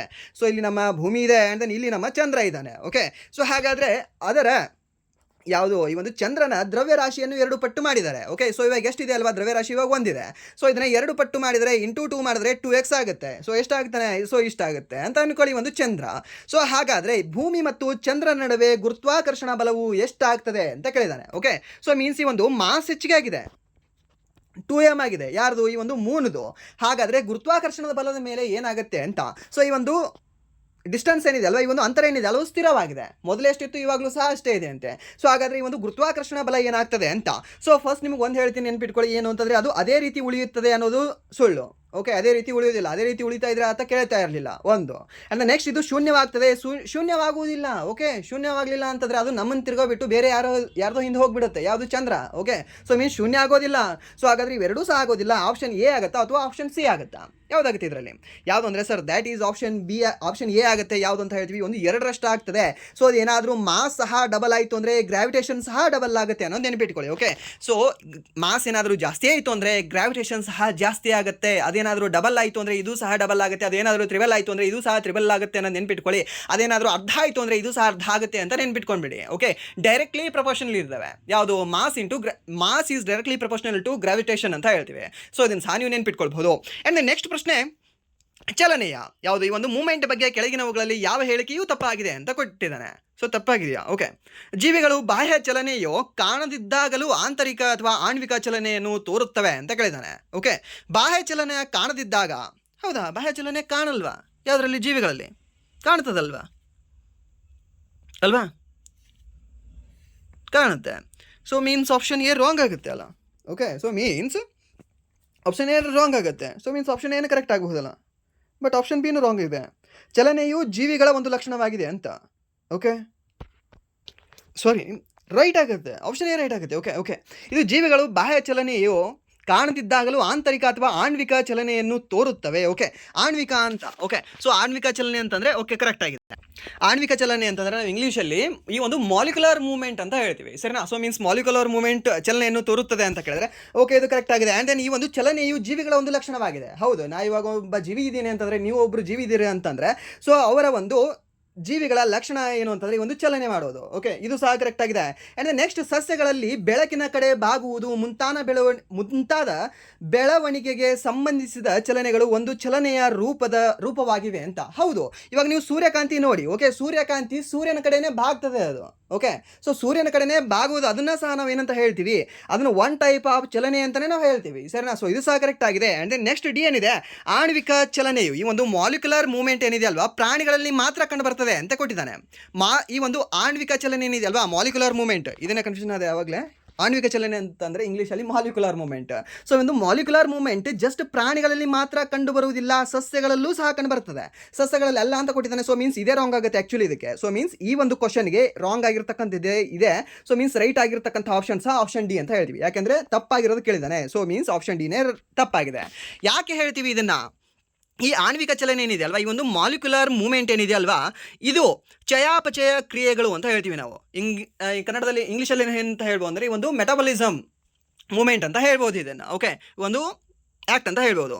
ಅದು ಈ ಒಂದು ಎಲ್ಲ ಜೀವಿಗಳ ಲಕ್ಷಣವಾಗಿದೆ. ಈವನ್ ಸಸ್ಯಗಳು, ಪ್ರಾಣಿಗಳು, ಎಲ್ಲ ಜೀವಿಗಳಲ್ಲಿ ಇದು ಇರ್ತದೆ. ಯಾವುದು, ಈ ಒಂದು ಮಾಲಿಕ್ಯುಲರ್ ಮೂವ್ಮೆಂಟ್ ಅಂತ ಹೇಳ್ತೀವಿ, ನೆನ್ಪಿಟ್ಕೊಳ್ಳಿ. ಈ ಮಾಲಿಕ್ಯುಲರ್ ಮೂವ್ಮೆಂಟ್ ಎಲ್ಲ ಕಡೆ ಕಂಡು ಬರ್ತದೆ. ಆ್ಯಂಡ್ ನೆಕ್ಸ್ಟ್, ಈ ಒಂದು ಮೆಟಬಲಿಸಮ್ ಅಲ್ಲಿ ಯಾವ ಒಂದು ಚಲನೆ ಕಂಡುಬರುತ್ತೆ ಅಂತ ಕೇಳಿದ್ರೆ, ಸರ್ ದ್ಯಾಟ್ ಈಸ್ ಒಂದು ಮಾಲಿಕ್ಯುಲರ್ ಮೂವ್ಮೆಂಟ್ ಅಂತ ನೀವು ಹೇಳಬೇಕಾಗುತ್ತೆ. ಯಾವುದು, ಒಂದು ಆಣ್ವಿಕ ಚಲನೆ ಅಂತ ಹೇಳಬೇಕಾಗುತ್ತೆ. ಎಲ್ಲಿ, ಒಂದು ಮೆಟಾಬಲಿಸಮ್ ಅಲ್ಲಿ, ನೆನ್ಪಿಟ್ಕೊಳ್ಳಿ. ಆ್ಯಂಡ್ ನೆಕ್ಸ್ಟ್, ಒಂದು ಮೆಟಾಬಲಿಸಮನ್ನು ನಿಯಂತ್ರಣ ಮಾಡ್ತಕ್ಕಂಥ ಗ್ರಂಥಿ ಯಾವುದು, ಸರ್ ನಮ್ಮ ಥೈರಾಯ್ಡ್ ಗ್ರಂಥಿ.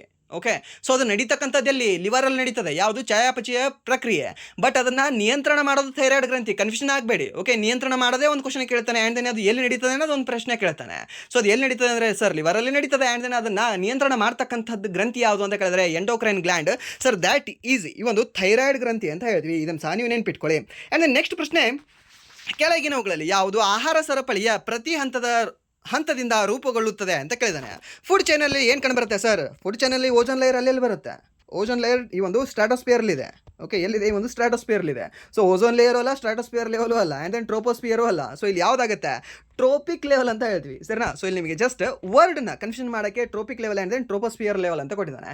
ಟ್ರೋಪೋಸ್ಫಿಯರ್ ಅಂದರೆ ನಮ್ಮ ಭೂಮಿಯ ಮೇಲೆ ಲೇಯರ್ಗಳು ಕಂಡು ಬರ್ತಾವಲ್ವಾ, ಏನೇನಂತ ಹೇಳ್ತೀವಿ? ಆರ್ಡ್ರಲ್ಲಿ ಹೇಳ್ಬೋದಾ? ಟ್ರೋಪೋಸ್ಫಿಯರ್, ಸ್ಟ್ರಾಟೋಸ್ಫಿಯರ್, ಮಿಯೋಸ್ಫಿಯರ್, ಅಯೋನೋಸ್ಫಿಯರ್ ಅಥವಾ ಈ ಒಂದು ಥರ್ಮೋಸ್ಫಿಯರ್ ಅಂತ ಹೇಳ್ತೀವಿ. ಆ್ಯಂಡ್ ದೆನ್ ಇದ್ರ ಮೇಲೆ ಅತಿ ಹೊರೆ ಕಂಡು ಬರೋದು ಯಾವುದು ಅಂದರೆ ಎಕ್ಸೋಸ್ಫಿಯರ್ ಅಂತ ಹೇಳ್ತೀವಿ. ಸೊ ಐದಾಯ್ತಾ? ಸರ್ ಇಲ್ಲ ಸರ್, 6 ಹೇಳಿದ್ರಿ. ಇಲ್ಲ, ಈ ಒಂದು ಅಯೋನೋಸ್ಫಿಯರ್ ಮತ್ತು ಥರ್ಮೋಸ್ಫಿಯರ್ ಅನ್ನೋದು ಎರಡೂ ಸಹ ಒಂದೇ. ಓಕೆ, ಸೊ ಅದನ್ನ ನೆನ್ಪಿಟ್ಕೊಳ್ಳಿ. ಆ್ಯಂಡ್ ದೆನ್ ನೆಕ್ಸ್ಟ್ ಪ್ರಶ್ನೆ, ಒಂದು ಸಾಧನದ ರೇಟಿಂಗ್ 120 ವೋಲ್ಟ್ನಲ್ಲಿ 90 ವ್ಯಾಟ್ ಆಗಿದ್ದರೆ ಅದು ಎಳೆಯುವ ಪ್ರವಾಹವು ಎಷ್ಟಾಗಿದೆ ಅಂತ. ಏನಿಲ್ಲ, ಇದು ನೀವು ಹೋಮಲ್ಲಿ ಚೆಕ್ ಮಾಡ್ಬೋದು. ನಿಮ್ಮ ಮನೆಯಲ್ಲಿರ್ತಕ್ಕಂಥ ಫ್ಯಾನ್ ಎಷ್ಟು ವ್ಯಾಟೇಜ್ ಇದೆ? ಓಕೆ, ಎಷ್ಟು ವ್ಯಾಟ್ ಇದೆ ನಮ್ಮ ಮನೆಯಲ್ಲಿರ್ತಕ್ಕಂಥ ಫ್ಯಾನ್? 90 ವ್ಯಾಟ್ ಇದೆಯಾ ಅಥವಾ 150 ವ್ಯಾಟ್ ಇದೆಯಾ ಇಲ್ಲಾಂದ್ರೆ 250 ವ್ಯಾಟ್ ಇದೆಯಾ ಅಂತ. ಸೊ ಅದನ್ನು ಚೆಕ್ ಮಾಡ್ಕೊಳ್ಳಿ. ಆ್ಯಂಡ್ ನೆಕ್ಸ್ಟ್ ವೋಲ್ಟೇಜ್ ಎಷ್ಟಿರುತ್ತೆ ನಿಮ್ಮ ನಾರ್ಮಲ್ ಮನೆಯದು? 230 to 240 ವೋಲ್ಟೇಜ್ನ ಮೇಂಟೈನ್ ಮಾಡಿರ್ತಾರೆ KB ಅವರು. ಸೊ ಅದನ್ನು ಕ್ಯಾಲ್ಕುಲೇಟ್ ಮಾಡ್ಕೊಳ್ಳಿ, ಕರೆಂಟ್ ಎಷ್ಟು ಬರ್ತಿದೆ ಅಂತ ನಿಮ್ಗೆ ಗೊತ್ತಾಗುತ್ತೆ. ಸೊ ಇಲ್ಲಿ ಹೇಳೋದಾದರೆ ಈ ಒಂದು power equals voltage into current ಅಂತ ಹೇಳ್ತೀವಿ. ಸರ್ ಏನು? ಈ ಒಂದು power equals voltage into current. ಇಲ್ಲಿ ಏನು ಕೊಟ್ಟಿದ್ದಾನೆ? ವೋಲ್ಟೇಜ್ ಕೊಟ್ಟಿದ್ದಾನೆ 120 ಹಾಕಿ, ಅಂದರೆ ನೆಕ್ಸ್ಟ್ ಈ ಒಂದು ಪವರ್ ಕೊಟ್ಟಿದ್ದಾನೆ ಎಷ್ಟು? 90 ಕೊಟ್ಟಿದ್ದಾನೆ. ಓಕೆ, ಸೊ ಮೀನ್ಸ್ ಇವಾಗ ನಾವು ಏನಂತ ಹೇಳಿದ್ದಾನೆ? I ಕಂಡುಹಿಡಿಬೇಕು ಅಂತ ಹೇಳಿದ್ದಾನೆ. ಸೊ ಮೀನ್ಸ್ ಏನಾಗುತ್ತೆ? P = VI ಅಂತಂದರೆ I = P/V ಆಗಲ್ವಾ? ಸೊ P ಎಷ್ಟಿದೆ ಸರ್? P ಇರೋದು 90 ಇದೆ, ಯಾಕಂದರೆ ಪವರನ್ನು ನಾವು ವ್ಯಾಟಲ್ಲಿ ಹೇಳ್ತೀವಿ. ಸೊ ಮೀನ್ಸ್ ಇಲ್ಲಿ ವೋಲ್ಟ್ ಎಷ್ಟಿದೆ? 120 ಇದೆ. ಸೊ ಎಷ್ಟಾಗುತ್ತೆ? 33 ಸೊ ಮೀನ್ಸ್ 3/4 ಅಂದರೆ ಎಷ್ಟಾಗುತ್ತೆ ನಿಮಗೆ ಸರ್? 75%. ಓಕೆ, ಇಲ್ಲ ಅಂತಾರೆ 0.75 ಅಂತ ಹೇಳ್ತೀವಿ. ಸೊ ಇದಕ್ಕೆ ಸರಿಯಾದ ಉತ್ತರ ಯಾವುದಾಗುತ್ತೆ? ಆಪ್ಷನ್ ಸಿ ಇಲ್ಲಿದೆ ನೋಡಿ.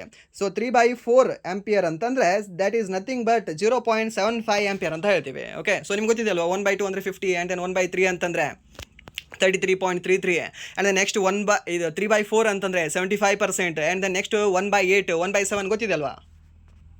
ಸೊ ಅದೇ ನೀವು ಸಿಂಪಲಾಗಿ ಇಲ್ಲಿ ಸಹ ಯೂಸ್ ಮಾಡ್ಕೊಳ್ಳಿ. ಆ್ಯಂಡ್ ನೆಕ್ಸ್ಟ್ ಪ್ರಶ್ನೆ, ಪೀನ ದರ್ಪಣದಿಂದ ಯಾವುದು ಈ ಒಂದು ಕಾನ್ವೆಕ್ಸ್ ಮಿರರಿಂದ ರೂಪುಗೊಳ್ಳುವ ಪ್ರತಿಬಿಂಬ ಬಗ್ಗೆ ಕೆಳಗಿನವುಗಳಲ್ಲಿ ಯಾವ ಹೇಳಿಕೆಯು ಸರಿಯಾಗಿದೆ ಅಂತ ಕೇಳಿದ್ದಾನೆ.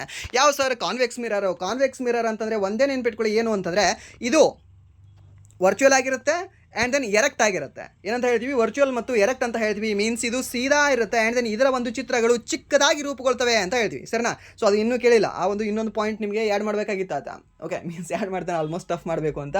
ಸೊ ಮಾಡಿಲ್ಲ, ಬಟ್ ಆಲ್ಮೋಸ್ಟ್ ನಿಮಗೆ ಕಾನ್ವೆಕ್ಸ್ ಮಿರರಿಂದ ಚಿಕ್ಕದಾಗಿ ಕಾಣ್ತದೆ ಯಾವುದೇ ಒಂದು ಬಿಂಬಗಳು. ಓಕೆ, ಮೀನ್ಸ್ ಈ ಒಂದು ಚಿತ್ರಗಳು.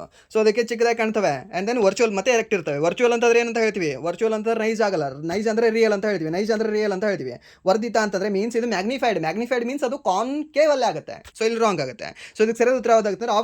ಆಪ್ಷನ್ ಬಿ ಅಂತ ಹೇಳ್ತೀವಿ. ಯಾವುದು? ಈ ಒಂದು ಆಭಾಸಿ ಮತ್ತು ನೇರವಾದ ಪ್ರತಿಬಿಂಬ. ಸೊ ಇನ್ನು ಇಂಗ್ಲೀಷಲ್ಲಿ ಹೇಳ್ತೀನಿ, ನೆನ್ಪಿಟ್ಕೊಳ್ಳಿ. ಏನು ಅಂತಂದರೆ ಈ ಒಂದು ವರ್ಚುವಲ್ ಆ್ಯಂಡ್ ಎರೆಕ್ಟ್ ಅಂತ ಹೇಳ್ತೀವಿ. ವರ್ಚುವಲ್ ಆ್ಯಂಡ್ ಎರೆಕ್ಟ್ ಎಲ್ಲಿ? ಈ ಒಂದು ಕಾನ್ವೆಕ್ಸ್ ಮಿರರಲ್ಲಿ ರೂಪುಗೊಳ್ತಕ್ಕಂಥ ಚಿತ್ರಗಳಾಗಿರ್ತವೆ. ಆ್ಯಂಡ್ ದೆನ್ ಕಾನ್ಕೇವಲ್ಲಿ ಅಲ್ಲಿ ಏನಿಲ್ಲ, ಅಲ್ಲಿ ಇದ್ರೆ ಉಲ್ಟಾ ಏನು ಸರ್? ರಿಯಲ್ ಆ್ಯಂಡ್ ಇನ್ವರ್ಟೆಡ್ ಅಂತ ಹೇಳ್ತೀವಿ. ಏನು? Real and inverted. ಫಿಕ್ಸ್ ಕ್ವಶನ್ನ ಕೇಳ್ತಾನೆ ಕಾನ್ವೆಕ್ಸ್ ಮಿರರ್ ಮೇಲೆ. ನೀವು CGL ನೀವು ಎಕ್ಸಾಮ್ ಬರೀರಿ, ಡಿ ಗ್ರೂಪ್ ಎಕ್ಸಾಮ್ ಬರೀರಿ, ಇಲ್ಲ ಅಂತಂದರೆ ನೀವು NTPC ಎಕ್ಸಾಮ್ ಬರೀರಿ, CHS ಎಕ್ಸಾಮ್ ಬರೀರಿ, ಯಾವುದಾದ್ರೂ ಎಕ್ಸಾಮ್ ಬರೀರಿ. ಸೊ ದ ಹೈ ಲೆವೆಲಲ್ಲಿ ಎಕ್ಸಾಮಲ್ಲಿ ನಿಮಗೆ ಎಲ್ಲ ಎಕ್ಸಾಮಲ್ಲೂ ಈ ಒಂದು ಮಿರರ್ ಮೇಲೆ ಈ ಒಂದು ಕಾನ್ವೆಕ್ಸ್ ಅದು ಮಿರರ್ ಆಗಿರಲಿ, ಲೆನ್ಸ್ ಆಗಿರಲಿ, ಒಟ್ಟಿನಲ್ಲಿ ನಿಮಗೆ ಒಂದು ಕ್ವಶನ್ ಬಂದೇ ಬರುತ್ತೆ. ಓಕೆ, ಏನು ಕೇಳ್ತಾನೆ ಗೊತ್ತಿಲ್ಲ, ಒಟ್ಟಿನಲ್ಲಿ ಕೇಳ್ತಾನೆ, ಬಟ್ ಆಲ್ಮೋಸ್ಟ್ ಈಸಿ ಇರುತ್ತೆ ಕ್ವಶನ್. ಸೊ ಕೆಲವೊಂದು ಕಡೆ ನಿಮಗೆ ಈ ಒಂದು ನ್ಯೂಮರಿಕಲ್ ಮೇಲೆ ಪ್ರಶ್ನೆನ ಕೇಳ್ತಾನೆ. ಓಕೆ, ಡಾಟಾ ಕೊಟ್ಟು ನಿಮಗೆ ಲೆನ್ಸ್ ಎಲ್ಲ ಫೋಕಲ್ ಎಲ್ಲ ಕೇಳಿರ್ತಾನೆ. ಸೊ ಅಲ್ಲಿ ಸ್ವಲ್ಪ ಅದು ಟಫ್ ಆಗುತ್ತೆ, ಬಟ್ ನಾರ್ಮಲಿ ಈ ರೀತಿ ಕೇಳಿದ್ರೆ ಕ್ವಶನ್ ಈಸಿ ಅಷ್ಟೇ. ಆ್ಯಂಡ್ ನೆಕ್ಸ್ಟ್ ಪ್ರಶ್ನೆ, ಈ ಒಂದು ಎ ಬಾಹುವನ್ನು ಉಳ್ಳ ಘನವು ರೋಧಶೀಲತೆಯು ಮೀನ್ಸ್ ಇದನ್ನು ನಾವೇನಂತ ಹೇಳ್ತೀವಿ? ಈ ಒಂದು ಸಿಂಬಾಲ್ನ ನಾವು ರೋ ಅಂತ ಹೇಳ್ತೀವಿ. ಸೊ ರೋಧಶೀಲತೆಯು ರೆಸಿಸ್ಟಿವಿಟಿ ಪದಾರ್ಥದಿಂದ ಮಾಡಲ್ಪಟ್ಟಿದೆ. ಘನದ 2 ವಿರುದ್ಧ ಮುಖಗಳ ನಡುವಿನ ರೋಧವು ಎಷ್ಟು ಅಂತ ಕೇಳಿದ್ದಾನೆ. ಓಕೆ, ಸೊ ಏನಿದೆ? ಸಿಂಪಲ್ ಆಗಿ ಸರ್ ಕ್ವಶನ್ ಜಾಸ್ತಿ ಟಫ್ ಅನ್ನಿಸ್ತಿದೆ, ಹೌದಾ? ಸಿಂಪಲ್ ಆಗಿ ನಿಮಗೊಂದು ಫಾರ್ಮುಲಾ ಹೇಳ. Resistivity equals resistance. ಓಕೆ, ಇಲ್ಲಿ ನೆನ್ಪಿಟ್ಕೊಳ್ಳಿ. Resistance is directly proportional to ಏನು? ಲೆಂತ್. ಇನ್ವರ್ಸ್ಲಿ ಪ್ರಪೋರ್ಷನಲ್ ಟು ಏನು? ಏರಿಯಾ. ಆ್ಯಂಡ್ ದೆನ್ ಇದನ್ನು ನಾವು ಈಕ್ವಲ್ ಮಾಡ್ಕೊಳ್ಬೇಕು ಅಂತ, ಇದನ್ನು ಪ್ರಪೋರ್ಷನಲ್ ಏನಿದೆ ಅಲ್ವಾ, ಇದನ್ನು ತೆಗೆದು ಹಾಕಬೇಕು ಅಂತ ನಾವೇನು ಮಾಡ್ಕೊಳ್ತೀವಿ? ಈಕ್ವಲ್ ಸೈನ್ ಹಾಕ್ಕೊಳ್ತೀವಿ. R equals length by A. Okay, length by A. So ಹಾಗಾದರೆ ಇಲ್ಲಿ ಕಾನ್ಸ್ಟೆಂಟ್ ಹಾಕೊಳ್ಬೇಕಲ್ವಾ? ಆ ಕಾನ್ಸ್ಟೆಂಟನ್ನು ನಾವು ಏನಂತ ಹೇಳ್ತೀವಿ? ಈ ಒಂದು P ಅಂತ ಹೇಳ್ತೀವಿ, ಸಾರಿ ರೋ ಅಂತ ಹೇಳ್ತೀವಿ, ಸರಿಯಾ? ಸೊ ಇಲ್ಲಿ ಏನು ಹೇಳಿದಾನ ಆತ? ಸೊ ನಮಗೆ ಫಾರ್ಮುಲಾ ಸಿಗ್ತಾ? ಏಕೆ ಏನು? Resistance equals rho length divided by area. So length ಎಷ್ಟಿದೆ ಸರ್? ಲೆಂತ್ ಅಂದರೆ ಎ ಮೀನ್ಸ್ ಎ ಬಾಹುವನ್ನುಳ್ಳ, ಬಾಹು ಮೀನ್ಸ್ ಸೈಡ್ ಅಂತಂದರೆ ನಾವು ಅದನ್ನು ಲೆಂತ್ ಅಂತ ಹೇಳ್ಬೋದಲ್ವಾ? So means A divided by area ಬೇಕು. ಏರಿಯಾ ಅಂತಂದರೆ ಏನಂತ ಹೇಳ್ಬೋದು ನಾವು, ಘನ ಇದೆ ಅದು. ಸೊ ಘನ ಮೀನ್ಸ್ ಅದ್ರದ್ದು ಏನಾಗುತ್ತೆ, ಎ ಸ್ಕ್ವೇರ್ ಆಗುತ್ತಲ್ವಾ, ಎ ಸ್ಕ್ವೇರ್ ಆಗುತ್ತಲ್ವಾ ಸರ್, ಎ ಕ್ಯೂಬ್. ಅದ್ರ ವ್ಯಾಲ್ಯೂ ಬೇಕಾಗಿಲ್ಲ ನನಗೆ. ಓಕೆ, ಅದ್ರ ಜಸ್ಟ್ ಏರಿಯಾ ಬೇಕು, ಸರ್ಫೇಸ್ ಏರಿಯಾ. ಓಕೆ, ಸೊ ಅದ್ರದ್ದು ಏರಿಯಾ ಏನಾಗುತ್ತೆ ಅಂದರೆ ಸರ್ ಎ ಸ್ಕ್ವೇರ್ ಆಗುತ್ತೆ. ಸೊ ಇಲ್ಲಿ ರೋ ಹಾಕೊಳ್ಳಿ. ಸೊ ಒಂದು ಎ ಹೋಯಿತು. ಆ್ಯಂಡ್ ದೆನ್ ಇಲ್ಲಿ ಏನು ಉಳಿತದೆ ಅಂತಂದರೆ ಸರ್ ರೋ ಎ ಉಳಿತದೆ. ಸರ್ ಏನಂತ ಹೇಳ್ತೀವಿ, ಒಂದು ರೋ ಬೈ ಎ ಉಳಿತದೆ ಅಂತ ಹೇಳ್ತೀವಿ. Resistance equals rho by A ಉಳಿತದೆ. ಸೊ ಇದಕ್ಕೆ ಸರಿಯಾದ ಉತ್ತರ ಯಾವುದಾಗುತ್ತೆ, ರೋ ಎ ಬೈ 2 ಆಗಲ್ಲ. ಆ್ಯಂಡ್ ದೆನ್ ಇದು ರೋ ಎ ಆಗಲ್ಲ. And then rho A. Okay, option C ಆಗುತ್ತೆ ನೋಡಿ. ಆಪ್ಷನ್ ಸಿ ಇದೆ ನೋಡಿ, ಇಲ್ಲಿ ಸಿಂಪಲ್ ಕ್ವಶನ್ ಇದೆ, ಬಟ್ ನೋಡೋಕೆ ಸ್ವಲ್ಪ ಕನ್ಫ್ಯೂಷನ್ ಆಗ್ತದೆ ಅಷ್ಟೇ. ಆ್ಯಂಡ್ ದೆನ್ ನೆಕ್ಸ್ಟ್ ಪ್ರಶ್ನೆ, ಇಂಗಾಲದ ಸಂಯುಕ್ತಗಳ ಸಹ ಸಂಯೋಜಕ ಬಂಧನ ಮೀನ್ಸ್ ಒಂದು ಕೋವಲೆಂಟ್ ಬಾಂಡಿಂಗ್ ವರ್ತನೆಯು ಈ ಸಂಯುಕ್ತಗಳ ಕೆಳಗಿನ ಯಾವ ಗುಣಲಕ್ಷಣಕ್ಕೆ ಹೊಂದಿಕೆ ಆಗುತ್ತದೆ ಅಂತ ಕೇಳಿದಾನೆ. ಈ ಒಂದು ಕೋವಲೆಂಟಿಂಗ್ ಬಾಂಡಿಂಗ್ ಮಾಡ್ಕೊಳ್ತದಲ್ವಾ ಯಾವುದು, ಈ ಒಂದು carbon. So carbon carbon carbon ಹಾಗೆ ಚೈನ್ ರೀತಿ ತೊಗೊಂಡು ಹೋಗ್ತದೆ. ಸೊ ಇದಕ್ಕೆ ಯಾವ ಒಂದು ಗುಣಲಕ್ಷಣ ಹೊಂದಿಕೆ ಆಗ್ತದೆ ಅಂತ ಕೇಳಿದಾನೆ. ಯಾವ ಗುಣಲಕ್ಷಣ ಸರ್, ಕಡಿಮೆ ಕರಗುವ ಬಿಂದು. ಹೌದಾ, ಸೊ ಕಡಿಮೆ ಕರಗುವ ಬಿಂದು ಹೌದು. ಆ್ಯಂಡ್ ದೆನ್ ಇದರ ಜೊತೆಗೆ ಇನ್ನೊಂದು ಯಾವುದು ಅಂದರೆ ಸರ್ ಕಡಿಮೆ ಈ ಒಂದು ಬಾಯ್ಲಿಂಗ್ ಪಾಯಿಂಟ್ ಅಂತ ಹೇಳ್ತೀವಿ. ಯಾವುದು, ಈ ಒಂದು ಕಡಿಮೆ ಕುದಿಯೋ ಬಿಂದು ಅಂತ ಹೇಳ್ತೀವಿ. ಸೊ ಮೀನ್ಸ್ ಇವೆರಡೂ ಸಹ ಸೋದಕ್ಕೆ ಸರಿಯಾದ ಉತ್ತರ ಯಾವುದಾಗುತ್ತೆ ಅಂದರೆ ಕಡಿಮೆ ಕರಗುವ ಬಿಂದು ಹಾಗೆ ಕಡಿಮೆ ಕುದಿಯೋ ಬಿಂದು ಎರಡೂ ಸಹ ಈ ಒಂದು ಗುಣಲಕ್ಷಣಕ್ಕೆ ಹೊಂದಿಕೆ ಆಗ್ತವೆ. ಯಾವ ಗುಣಲಕ್ಷಣ ಸರ್, ಕೋವಲೆಂಟ್ ಬಾಂಡಿಂಗ್. ಯಾವುದರಲ್ಲಿ ಸರ್, ಈ ಒಂದು ಕಾರ್ಬನ್ ಕಂಪೌಂಡ್ಸ್ ಅಲ್ಲಿ. ಸೊ ಇದಕ್ಕೆ ಸರಿಯಾದ ಉತ್ತರ ಯಾವುದಾಗುತ್ತೆ, ಆಪ್ಷನ್ ಸಿ ಇದಕ್ಕೆ ಸರಿಯಾದ ಉತ್ತರ ಆಗುತ್ತೆ. ಆ್ಯಂಡ್ ನೆಕ್ಸ್ಟ್ ಪ್ರಶ್ನೆ, ವಯಸ್ಕರಲ್ಲಿ ಬೆಳವಣಿಗೆಯ ಹಾರ್ಮೋನ್ ಗ್ರೋತ್ ಹಾರ್ಮೋನ್ ಅತಿಸ್ರಾವವು ಏನಾದರೂ ಜಾಸ್ತಿ ಆಯಿತು ಅಂತಂದರೆ ಕೆಳಗಿನವುಗಳಲ್ಲಿ ಯಾವುದು ಕಾರಣವಾಗ್ತದೆ ಅಂತ ಕೇಳಿದಾನೆ. ಯಾವುದು ಕಾರಣವಾಗ್ತದೆ ಸರ್, ಅಡಿಸನ್ ರೋಗ. ಸೊ ಇದು ಸಂಬಂಧ ಇಲ್ಲ. ಆ್ಯಂಡ್ ನೆಕ್ಸ್ಟ್ ಈ ಒಂದು ಗ್ರಾವಿಸ್ ರೋಗ. ಸೊ ಇದು ಸಂಬಂಧ ಇಲ್ಲ. ಸೊ ಇಲ್ಲಿ ಯಾವುದು ಅಂತಂದರೆ ಈ ಒಂದು ಬೆಳವಣಿಗೆಗೆ ಸಂಬಂಧಪಟ್ಟಿರ್ತಕ್ಕಂಥದ್ದು ಇವೆರಡು ರೋಗಗಳು. ಒಂದು ಕುಬ್ಜತೆ ಅಂತ ಹೇಳ್ತೀವಿ, ಮೀನ್ಸ್ ಒಂದು ಡ್ವಾರ್ಫಿಸಮ್ ಅಂತ ಹೇಳ್ತೀವಿ. ಆ್ಯಂಡ್ ಇನ್ನೊಂದು ಯಾವುದು ಅಂದರೆ ಜಿಂಜಾಟಿಸಮ್ ಅಂತ ಹೇಳ್ತೀವಿ. ಸೊ ಮೀನ್ಸ್ ಈ ಒಂದು ಅಕ್ರೋಮೆಗಲಿ ಅಂತ ಹೇಳ್ತೀವಿ. ಸೊ ಇದು ಅತಿಸ್ರಾವ ಏನಾದರೂ ಆಯಿತು ಅಂದರೆ, ಜಾಸ್ತಿ ಸಕ್ರೇಷನ್ ಆಯಿತು ಅಂದರೆ ಅವ್ರು ಏನಾದರೂ ಫುಲ್ ಲಂಬು ಇರ್ತಾರೆ. ಓಕೆ, ಫುಲ್ ಲಂಬು ಅಂತ ಹೇಳ್ಬೋದು. ಸೊ ಮೀನ್ಸ್ ಅವರಿಗೆ ಈ ಒಂದು ರೋಗ ಇರುತ್ತೆ, ಯಾವುದು ಅಕ್ರೋಮೆಗಲಿ ರೋಗ ಅಂತ ಹೇಳ್ತೀವಿ. ಅವ್ರು ಏನಾದರೂ ಕುಳ್ಳವಾಗಿದ್ರು ಅಂತಂದರೆ ಅವರಿಗೆ ಡ್ವಾರ್ಫಿಸಮ್ ಇರುತ್ತೆ, ಮೀನ್ಸ್ ಈ ಒಂದು ಕುಬ್ಜತೆ ಇರುತ್ತೆ ಅಂತ ಹೇಳ್ತೀವಿ. ಸೊ ಇಲ್ಲಿ ಆತ ಏನು ಕೇಳಿದ್ದಾನೆ, ಅತಿ ಹೆಚ್ಚು ಬಿಡುಗಡೆ ಆದರೆ ಅಂತ ಕೇಳಿದ್ದಾನೆ. ಅತಿ ಹೆಚ್ಚು ಆಯಿತು ಅಂತಂದರೆ ಅಲ್ಲಿ ನಮಗೆ ಯಾವುದು ಬರುತ್ತೆ ಅಂದರೆ ಈ ಒಂದು ಅಕ್ರೋಮೆಗಾಲಿ ಬರುತ್ತೆ. ಹೆಸರನ್ನ ಯಾವುದು ಅಂತ ಹೇಳ್ತೀವಿ, ಈ ಒಂದು ಅಕ್ರೋಮೆಗಾಲಿ ಅಂತ ಹೇಳ್ತೀವಿ. ಸೊ ಅದನ್ನ ನೆನ್ಪಿಟ್ಕೊಳ್ಳಿ. ಇಲ್ಲ ಅಂದರೆ ನಿಮಗೆ ಜಿಂಜಾಟಿಸಮ್ ಅಂತ ಕೊಡ್ಬೋದು. ಸೊ ಅದು ಸಹ ನಿಮಗೆ ಆನ್ಸರ್ ಆಗುತ್ತೆ. ಆ್ಯಂಡ್ ನೆಕ್ಸ್ಟ್ ನಿಮಗೇನಾದರೂ ಕಡಿಮೆ ಯಾವುದು ಸಕ್ರೇಷನ್ ಆಯಿತು ಅಂತಂದರೆ ಅವಾಗ ನಿಮಗೆ ಏನಾಗ್ತಿತ್ತು, ಈ ಒಂದು ಡ್ವಾರ್ಫಿಸಮ್ ಆಗ್ತಿತ್ತು ಅಂತ ನೀವು ಹೇಳಬೇಕಾಗುತ್ತೆ. ಆ್ಯಂಡ್ ನೀವು ಎರಡನ್ನೂ ಸಹ ಬಿಡುಗಡೆ ಮಾಡ್ತಕ್ಕಂತಹ ಹಾರ್ಮೋನ್ ಯಾವುದು ಅಂತ ಕೇಳ್ತಾನೆ. ಅವಾಗ ನೀವು ಹೇಳಬೇಕಾಗುತ್ತೆ ಸರ್, ದ್ಯಾಟ್ ಈಸ್ ಈ ಒಂದು ಪಿಟ್ಯುಟರಿ ಗ್ರಂಥಿ ಅಂತ ಹೇಳ್ತೀವಿ, the master gland of our body ಅಂತ ಹೇಳ್ತೀವಿ. ಆ್ಯಂಡ್ ದೆನ್ ನೆಕ್ಸ್ಟ್ ಈ ಪಿಟ್ಯುಟರಿ ಗ್ರಂಥಿ ಏನಿದೆ ಅಲ್ವಾ, ಎರಡನೇ ಚಿಕ್ಕ ಗ್ರಂಥಿ ಅಂತ ಹೇಳ್ತೀವಿ. ಹಾಗಾದರೆ ಮೊದಲನೇ ಅತಿ ಚಿಕ್ಕ ಗ್ರಂಥಿ ಯಾವುದು ಸರ್, ದ್ಯಾಟ್ ಈಸ್ ಯಾವುದು ಅಂದರೆ ಪೀನಿಯಲ್ ಗ್ರಂಥಿ ಅಂತ ಹೇಳ್ತೀವಿ.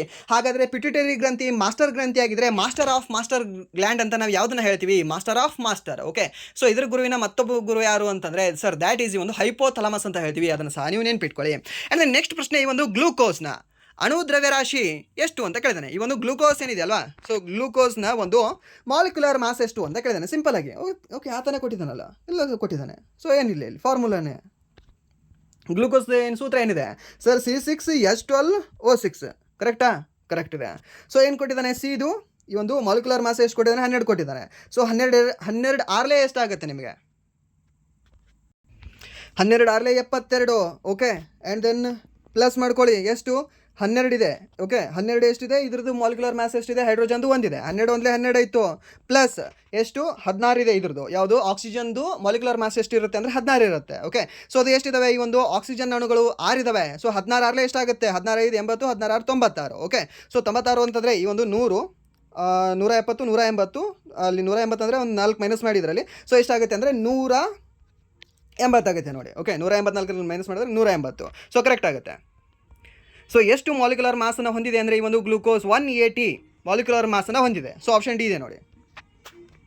ಕರೆಕ್ಟ್ ಇದೆ ಅಲ್ವಾ, ಕರೆಕ್ಟಾಗಿ ಲೆಕ್ಕ ಮಾಡಿದೆ ಅಲ್ವಾ. ಸೊ ಎಷ್ಟು 12 ಆರ್ಲೆ 72, and then 12 and then next ಈ ಒಂದು 16 ಆರ್ಲೆ 96. Okay, so 100 170 180 184. ಸೊ ಮೀನ್ಸ್ ಇಲ್ಲಿ ಒಂದು 4 ತೊಗೊಂಡಿದ್ವಿ. ಸೊ ಅಲ್ಲಿ 4 ಕೊಟ್ವಿ. ಸೊ ಮೀನ್ಸ್ 180 ಕರೆಕ್ಟ್ ಆಗಿದೆ. ಓಕೆ, ಆಪ್ಷನ್ ಡಿ ಇದಕ್ಕೆ ಸರಿ ಉತ್ತರ ಆಗುತ್ತೆ. ಇದನ್ನು ನೆನ್ಪಿಟ್ಕೊಳ್ಳಿ. ಆ್ಯಂಡ್ ನೆಕ್ಸ್ಟ್ ಪ್ರಶ್ನೆ, ಒಬ್ಬ ವ್ಯಕ್ತಿಯು ಹತ್ತಿರದ ವಸ್ತುವನ್ನು ನೋಡಿದಾಗ ಸಿಲಿಯರಿ ಸ್ನಾಯುಗಳು ಏನಾಗ್ತವೆ ಅಂತ ಕೇಳಿದಾನೆ. ಓಕೆ, ಸೊ ಒಬ್ಬ ವ್ಯಕ್ತಿ ಏನಿದಾನಲ್ವಾ, ಸೊ ಆತ ಹತ್ತಿರದ ವಸ್ತುಗಳನ್ನು ನೋಡುವಾಗ, ಓಕೆ, ಸೊ ಇವಾಗ ನೀವು ಮೊಬೈಲ್ ನೋಡ್ತಿದ್ರಲ್ವಾ, ಸೊ ಇವಾಗ ನೀವು ಮೊಬೈಲ್ನ ಸ್ವಲ್ಪ ಸಮೀಪ ಹಿಡ್ಕೊಂಡು ನೋಡ್ಕೊಳ್ಳಿ. ಎಷ್ಟು, ಒಂದು 15 ಸೆಂಟಿಮೀಟರ್ಗಿಂತ ಸ್ವಲ್ಪ ಕಣ್ಣಿನ ಹತ್ರ ತೊಗೊಂಡು ಬನ್ನಿ. ಸೊ ಆವಾಗ ನಿಮ್ಮ ಸಿಲಿಯರಿ ಸ್ನಾಯುಗಳೇನಿದೆ ಅಲ್ವಾ, ಸಿಲಿಯರಿ ಮಸಲ್ಸ್, ನಿಮ್ಮ ಕಣ್ಣಲ್ಲಿರ್ತಕ್ಕಂಥ ಸಿಲಿಯರಿ ಮಸಲ್ಸ್ ಏನಾಗ್ತವೆ ಅಂತ ಕೇಳಿದಾನೆ.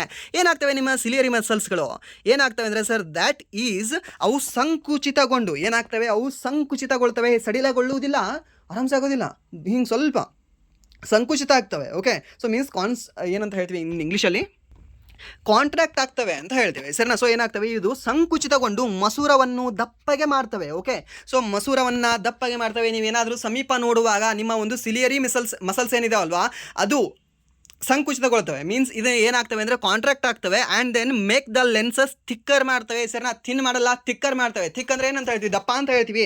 ಸೊ ದಪ್ಪವಾಗಿ ಮಾಡ್ತವೆ. ನೀವೇನಾದರೂ ದೂರವಿರೋದನ್ನು ನೋಡಿದಾಗ, ಓಕೆ, ಸೊ ಆಕಾಶದಲ್ಲಿ ಒಂದು ಯಾವುದೋ ಪಕ್ಷಿ ಹಾರಾಡ್ತಾ ಹೋಗ್ತಿರುತ್ತೆ, ಅವಾಗ ನಿಮ್ಮ ಸಿಲಿಯರಿ ಮಸಲ್ಸ್ಗಳು ಹೇಗೆ ಮಾಡ್ತವೆ ಅಂತ ಕೇಳ್ತಾನೆ. ಅವಾಗಲೂ ಹೇಳಬೇಕಾಗುತ್ತೆ ಏನು ಅಂತಂದರೆ ಅದು ಏನು ಮಾಡ್ತವೆ, ಸಡಿಲಗೊಂಡು ತೆಳ್ಳಗೆ ಮಾಡ್ತವೆ ಅಂತ ನೀವು ಹೇಳಬೇಕಾಗತ್ತೆ. ಓಕೆ, ಸೊ ಇದನ್ನು ನೆನ್ಪಿಟ್ಕೊಳ್ಳಿ.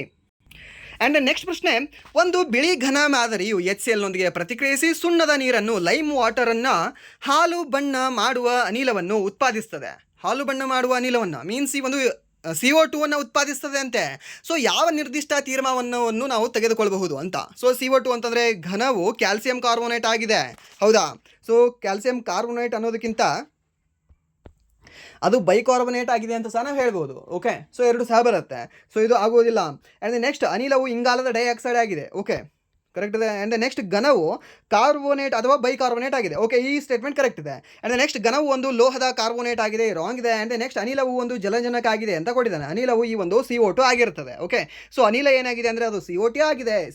ಆ್ಯಂಡ್ ನೆಕ್ಸ್ಟ್ ಈ ಒಂದು ಘನ ಏನಿದೆ ಅಲ್ವಾ ಅದೊಂದು ಕಾರ್ಬೋನೇಟ್ ಅಥವಾ ಈ ಒಂದು ಬೈಕಾರ್ಬೋನೇಟ್ ಸಹ ಆಗಿರುತ್ತೆ. ಓಕೆ, ಇದು ನೆನ್ಪಿಟ್ಕೊಳ್ಳಿ. ಆ್ಯಂಡ್ ನೆಕ್ಸ್ಟ್ ಪ್ರಶ್ನೆ, ಮಧುಮೇಹ ಅಲ್ಲ, ಈ ಒಂದು ಅಪಿಯರೀಸ್. ಓಕೆ, ಅಪಿಯರಿ ಮತ್ತು ಈ ಒಂದು ಅವಿಯರಿ ಅಂತ ಹೇಳ್ತೀವಲ್ವಾ. ಸೊ ಈ ಒಂದು ಅಪಿಯರೀಸ್, ಮಧುಮೇಹ ಅಲ್ಲ ಅಂತ ತೆಗೆದುಬಿಡಿ.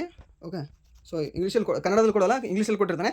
ಅಪಿಯರೀಸ್ ಈ ಕೆಳಗಿನ ಯಾವ ಆಹಾರ ವಸ್ತುಗಳ ಉತ್ಪಾದನೆಗೆ ಸಹಾಯ ಮಾಡ್ತವೆ ಅಂತ ಕೇಳಿದಾನೆ. ಓಕೆ, ಈ ಒಂದು ಅಪಿಯರಿ ಏನಿದೆ ಅಲ್ವಾ, ಸೊ ಅದು ನಾವು ಹನಿ ಅಂತ ಹೇಳ್ತೀವಿ. ಯಾವುದು, ಈ ಒಂದು ಜೇನು ಅಂತ ಹೇಳ್ತೀವಿ. ಒಂದು ಜೇನು ಉತ್ಪಾದನೆಗೆ ಸಹಾಯ ಮಾಡ್ತವೆ. ಅಪಿಯರಿ ಅಂತಂದರೆ ಏನಂತ ಹೇಳ್ತೀವಿ, ಈ ಒಂದು ಬೀಸ್ ಅಂತ ಹೇಳ್ತೀವಿ. ಓಕೆ, ಸೊ ಅದನ್ನು ಸಹ ನೀವು ನೆನ್ಪಿಟ್ಕೊಳ್ಳಿ. ಆ್ಯಂಡ್ ನೆಕ್ಸ್ಟ್ ಪ್ರಶ್ನೆ, ಯಾವ ಗುಣವು ಎಥೆನಾಲ್ ಅನ್ನು ಪೆಟ್ರೋಲ್ಗೆ ಹೋಲಿಸಿದರೆ ಉತ್ತಮ ಪರ್ಯಾಯ ಇಂಧನವಾಗಿ ಮಾಡುತ್ತದೆ ಅಂತ ಕೇಳ್ತಾನೆ. ಸೊ ಎಸ್ಟರ್ಡೇ ಸಹ ನಿಮ್ಗೆ ಹೇಳಿದ್ದೆ, ಏನು ಎಥನಾಲ್ದು ಫಾರ್ಮುಲಾ ಹೇಳಿದ್ದೆ ನಿಮಗೆ. ಆ್ಯಂಡ್ ದೆನ್ ಎಥನಾಲ್ ಬಗ್ಗೆ ಹೇಳಿದ್ದೆ. ಓಕೆ, ಸೊ ಹೇಳಿದೆ ಅಲ್ವಾ. ಸೊ ಹಾಗಾದರೆ ಇಲ್ಲಿ ಎಥನಾಲ್ದು ಫಾರ್ಮುಲಾ ಹೇಳ್ಬೋದಾ ಇವತ್ತು ನೀವು ನೆನ್ಪಿಟ್ಕೊಂಡಿದ್ದೀರಾ? ಯಾರ್ಯಾರು ಸ್ಕೂಟಿ ಮೇಲೆ ಹೋಗುವಾಗ, ಬೈಕ್ ಮೇಲೆ ಹೋಗುವಾಗ, ಯಾರು ನನ್ನ ಒಂದು ಬೈಕ್ ಇರುವಾಗ E20 ಪೆಟ್ರೋಲನ್ನು ನಾನು ಹಾಕಿಸ್ತಿದ್ದೀನಿ. E20 ಮೀನ್ಸ್ ಅದರಲ್ಲಿ ಎಥನಾಲ್ 20 ಇರುತ್ತೆ. ಓಕೆ, ಏನಂತ ಹೇಳ್ತೀವಿ, ಈ ಒಂದು ಎಥನಾಲ್ 20 ಇರುತ್ತೆ ಅಂತ ಹೇಳ್ತೀವಿ.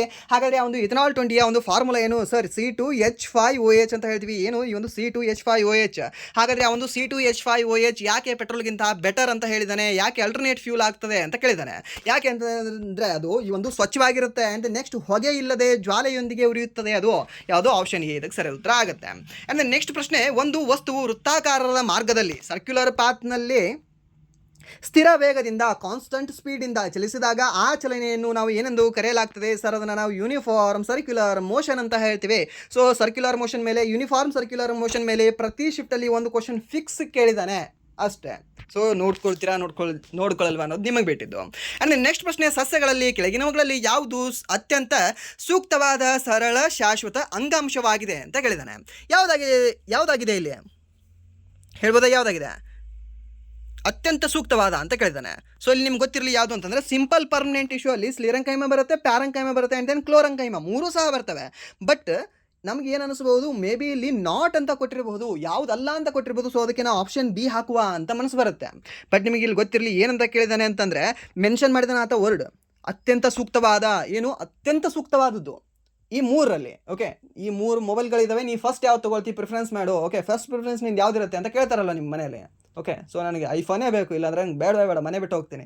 ಸೊ ಲೈಕ್ ಹಾಗೆ, ಸೊ ಇಲ್ಲಿ ಈ ಮೂರಲ್ಲಿ ನೀವು ಯಾವುದನ್ನು ಚೂಸ್ ಮಾಡ್ತೀರಾ ಫಸ್ಟ್ ಅಂತ. ಸೊ ಯಾವುದನ್ನು ಚೂಸ್ ಮಾಡಬೇಕಂದ್ರೆ ಸರ್ ದ್ಯಾಟ್ ಈಸ್ ಒಂದು ಪ್ಯಾರಂಕೈಮವನ್ನು ಚೂಸ್ ಮಾಡಬೇಕು. ಓಕೆ, ದ ಅತ್ಯಂತ ಸೂಕ್ತವಾದ ಸರಳ ಶಾಶ್ವತ ಅಂಗಾಂಶ ಯಾವುದು ಅಂದರೆ ಫಸ್ಟ್ ಪ್ಯಾರಂಕೈಮ. ಓಕೆ, ಸೊ ಯಾವುದಂದ್ರೆ ಪ್ಯಾರಂಕೈಮ ಅಂತ ಹೇಳ್ತೀವಿ. ಆ್ಯಂಡ್ ದೆನ್ ನೆಕ್ಸ್ಟ್ ಈ ಒಂದು ಕ್ಲೋರಂಕೈಮ ಅಂತ ಹೇಳ್ತೀವಿ. ಆ್ಯಂಡ್ ದೆನ್ ನೆಕ್ಸ್ಟ್ ಸ್ಲಿರಂಕೈಮ ಅಂತ ಹೇಳ್ತೀವಿ. ಓಕೆ, ಸೊ ಈ ಒಂದು ಪ್ರಿಫರೆನ್ಸ್ನ ನೀವು ನೆನ್ಪಿಟ್ಕೊಳ್ಳಿ, ಯಾವುದು ಪ್ಯಾರಂಕೈಮ. ಹಾಗಾದರೆ ಪ್ಯಾರಂಕೈಮ ಏನು ಕೆಲಸ ಮಾಡುತ್ತೆ?